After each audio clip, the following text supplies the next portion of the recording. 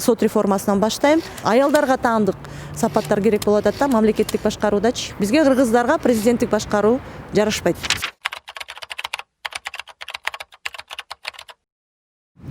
Эми бул чечимди ушул азыркы кырдаалга байланыштуу кабыл алынды да. Шайлоодон кийинки кырдаал жанагы революция деп коелу эми жана 5-октябрда өткөн окуялардан кийин анан азыркы болуп аткан кырдаалга байланыштуу болду да. Анткени өзүңөр көрүп атасыңар, конституциялык реформа деп президенттик башкарууга келишибиз керек, парламенттик башкарууну жоюшубуз керек, бир мандаттуу системага өтүшүбүз керек деп атат да. Мен ушундай көрүнүштөргө каршымын. Анткени биз президенттик башкаруу деген биздин тарыхыбызда артта калды да. Азыркы күндө биз алдыга жылышыбыз керек. Биз парламентаризмди өнүктүрүшүбүз керек. Ошон үчүн мен ушу өзүмүн шайлоо алдындагы аракеттерим, анан кийин буйруса эл колдоп президент болуп калсам дагы мен ушул президенттик башкарууга эмес, тескерисинче анык парламентаризмди, Кыргызстанда анык парламентаризмди өнүктүрүүгө бүт аракетимди жумшайм да.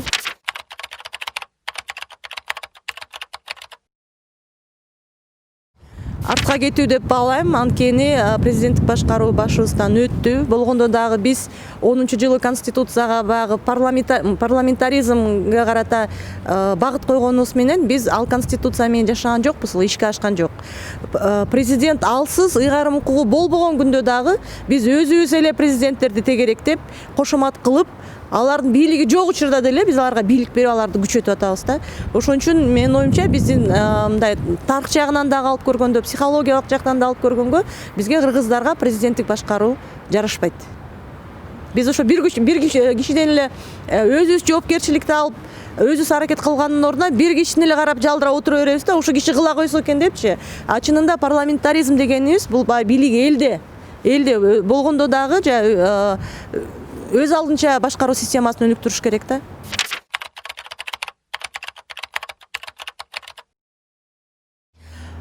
Эми мен антип айткандан кийин Бабанов экөөбүз жолугуп ошо немебизди тастыктадык, маалыматтарыбызды. Андан кийин өзү деле билдирип айтты, чынында айтылган эмес. Булар Атамбаевкелерин билген эмес депчи. Жана Бабановго барган жаштар мен жөнүндө айтты, билген эмес деп. Чындап эле ошондой мен сураганда дагы өзү ошентип айткан. Атамбаевга азыр ачык жана адилеттүү сот гана керек депчи. Бирок эртеси күнү жолукканда ошо мен укпап турмун, бирок балдарга айтыптыр, Атамбаев өзүнчө реформада, өзүнчө форумда өзүнчө неме өткөрөт деп, митинг өткөрөт деп, аянтка келет деп айтпаптыр да. Аны өзүнүн мойнуна алды. Мен өзү дагы ошо Атамбаевга кошулганым ката болуптур деген нерсени дагы мойнуна алды.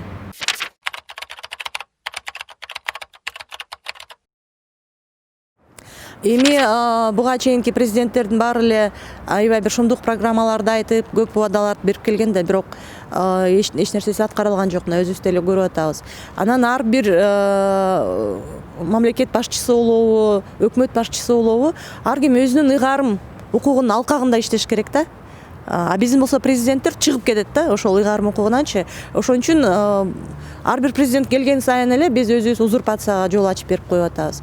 Мен эгерде мамлекет башчысы болуп калсам, мен ошол баш мыйзамдарда көрсөтүлгөн ыйгарым укуктардын чегинен чыкпай, ошонун немесинде гана иштейм да, ошонун чегинде гана иштейм. Эң негизгиси президенттин колунан эмне келет? Бул сот реформасы. Мына азыркы күндө биз айтып атпайбызбы, инвестиция келиш керек, экономика өнүгүш керек депчи.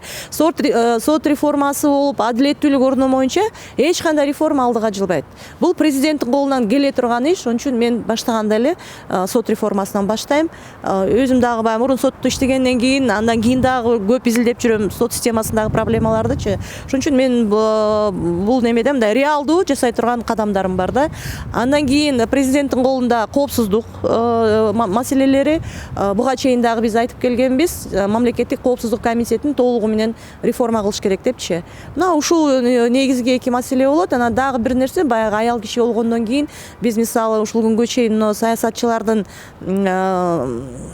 азыркы мындай жүрүм турумунан, булардын аракетинен, булардын соодасынан, булардын интригасынан чынында баарыбыз тажадык да. Ошон үчүн менин оюмча бул баягы кыргыздын тарыхында да болуп келген. Аял киши ушундай бир оор кырдаалдарда аял киши ушинтип улутту бириктиргенге, кандайдыр бир өнүгүүгө мындай багытты көрсөтүп бергенге мындай ушундай бир жакшы үлгүлөр бар. Менин оюмча азыркы күндө ушундай бир неме керек болуп атат да, кандай десем, аялдарга таандык сапаттар керек болуп атат да мамлекеттик башкаруудачы.